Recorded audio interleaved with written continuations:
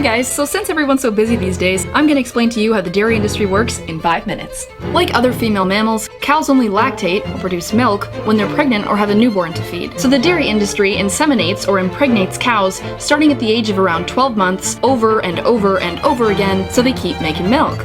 And it's a rather routine process. You see, first the industry jacks off a bunch of bulls, sometimes using a hand or help from an electro-ejaculator, which is basically a giant cow dildo that goes into the anus of the bull until he blows. And that semen is collected and then inserted into the vagina of a female cow with a long tube, usually while she's confined in what the industry calls a rape rack.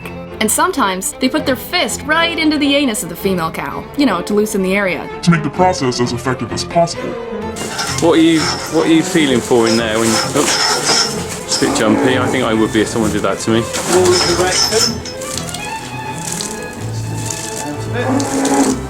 He's bringing it out. He massages a little bit just to relax everything and help that semen go where it needs to go.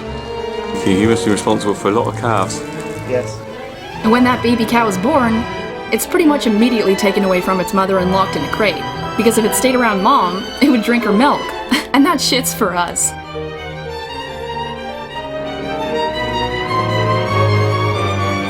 And you see, a mother cow's bond with her young is very strong and affectionate, and she sometimes cries out for days in search of her baby.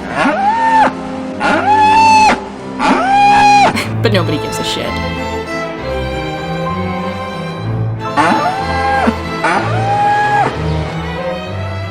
If the baby's a male, his throat is slit and he's sold for veal. And if it's a girl, she's raised to be a milk machine like mom. So dairy cows are continuously, repeatedly kept pregnant their whole lives to keep them lactating. This leads to premature aging, exhaustion, and mastitis, a painful yet common condition in dairy cows, which is inflammation and sometimes infection of the udder. Pus and blood in the milk of dairy cows is also common, so it's usually filtered. But not completely, because in Europe, Australia, New Zealand, and Canada, up to 400,000 somatic cells are legally allowed in every milliliter of cow's milk. And in the United States, 750,000 somatic cells per milliliter. In Brazil, 1 million. And somatic cells, most of which in this case are white blood cells, are the same thing that erupt on the top of a big zit, so you could call it pus. The more bacteria, inflammation, and infection, the higher the somatic cell count. But don't worry, there's a limit. And when a dairy cow is finally too physically and emotionally exhausted to continue on, she collapses. These cows are called downers, and they are dragged out by whatever means to be killed and sold for beef.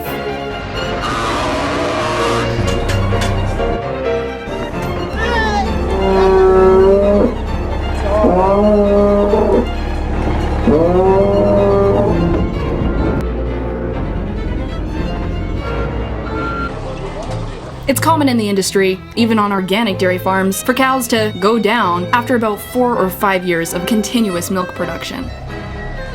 But peak milk production declines around 4 to 5 years anyways, so if the dairy cows are still standing, they're gonna be killed for hamburgers and beef regardless.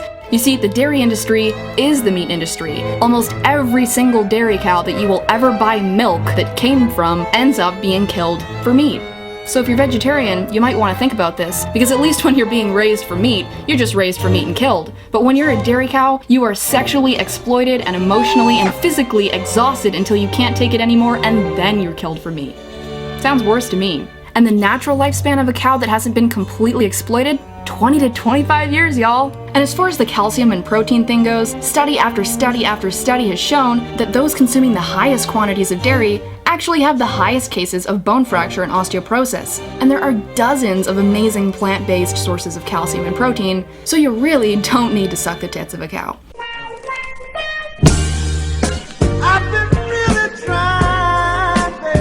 I mean, the dairy industry has wormed their way into education systems, nutritional programs, and media to convince us that we need to drink milk. But when you're in school learning about how good milk is for you, that's not because there was a panel of people who care about your health that determined that. That's because the dairy industry paid lots of money for you and your children to hear that message in school, and on TV, and on billboards, and magazines, and for your doctors who don't have to take more than a few hours of a nutrition course to tell you to drink your milk.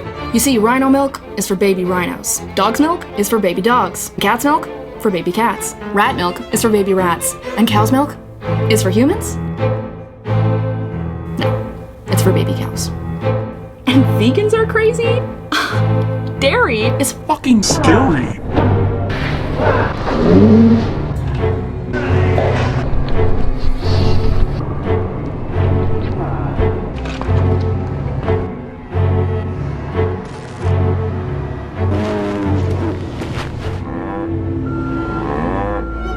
Try almond milk, hemp milk, soy milk, flax milk, rice milk, Brazil nut milk, macadamia nut milk, cashew milk, any milk but dairy milk.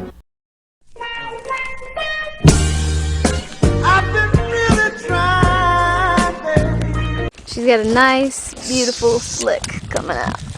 That's a very good sign.